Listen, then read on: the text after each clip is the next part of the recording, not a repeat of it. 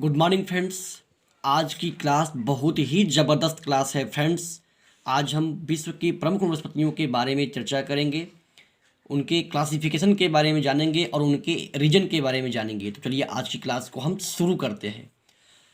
First है friend ट्रोपोफाइट्स। जो ट्रोपोफाइट्स वर्ग के पौधे होते हैं वो मुख्यतः अत्यधिक वर्षा क्षेत्र वाली वनस्पतियाँ होती हैं, जहाँ पर औसतन वर्षा लगभग 175 सेंटीमीटर से 200 के आसपास होती है।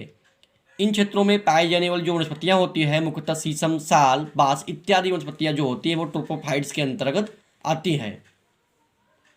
नेक्स्ट है जीरोफाइट्स। तो फ्रेंड जीरोफाइट्स वर्ग के जो पौधे होते हैं वो मरुस्थलीय पौधे होते हैं। उष्णकटिबंधीय मरुस्थलीय क्षेत्रों की वनस्पतियाँ ये जीरोफाइट्स के अंतर्गत आती हैं। इनमें नागफनी, जंगली झाड़ियाँ, जंगली बबूल ये सब जो होते हैं वो जीरोफाइट्स के अंतर्गत आते हैं। ये जो नागफनी होते हैं, जो कटीली झाड़ियाँ पेड़ होते हैं, ये अपने आप को कांटों में अपनी पत्तियों को रूपांतरित कर लेते हैं ताकि जो जलवाष्प है वो वाष्पीकृत कम हो सके, जल जो है कम वाष्पीकृत हो, इसके लिए वो अपने आप को कांटों में रूपांतरित कर लेते हैं।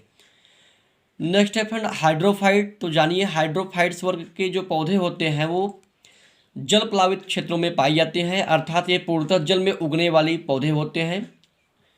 जैसे जो आपका वाटर लिली हो गया, लोटस कमल हो गया, सिंघाड़ा हो गया, जलकुंभी हो गई, तो इस तरह के जो पौधे होते हैं जो पूर्णतः जल में ही उगते हैं तो उनको हम हाइड्रोफाइट्स के अंतर्गत लेते हैं। नेक्स्ट है फ्रेंड हाइग्रोफाइट्स। तो जो हाइग्रोफाइट होते हैं वो दलदली एवं भूमध्य रेखीय उष्ण आर्द्रता वाली वनस्पतियाँ होती हैं। इनमें आपका जो सीपेरस हो गया, ड्रोसेरा हो गया, इस तरह की जो वनस्पतियाँ होती हैं वो हाइग्रोफाइट्स के अंतर्गत अध्ययन की जाती हैं।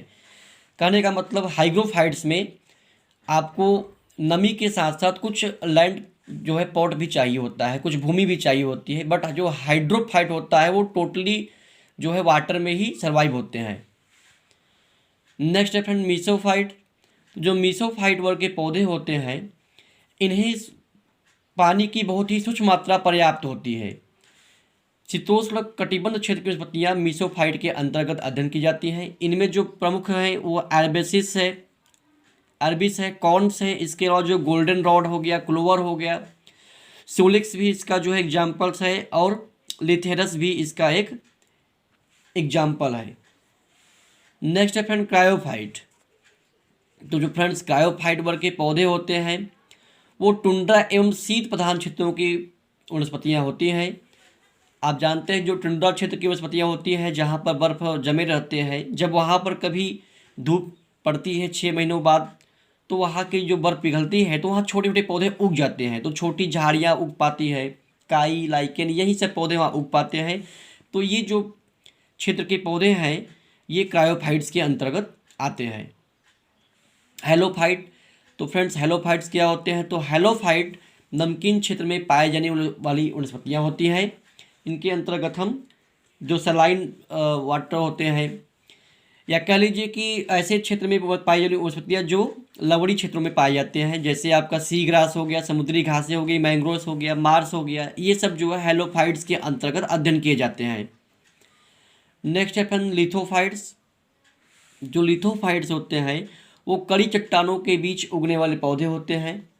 उनकी सूक्ष्म धारों से वो उगकर बाहर आते हैं, जैसे फर्न हो गए, आर्चीड हो गया, तो इस तरह के जो पौधे होते हैं वो लिथोफाइट्स के अंतर्गत आते हैं।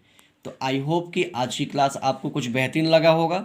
ऐसे ही और भी बेहतरीन क्लास के लिए सब्सक्राइब करें आपके अपने channel DK clear all doubt को और हमारे साथ जुड़े रहें। तब तक के लिए हम चलते हैं कुछ नई जानकारियों को आपके सामने लाने के लिए। All the best.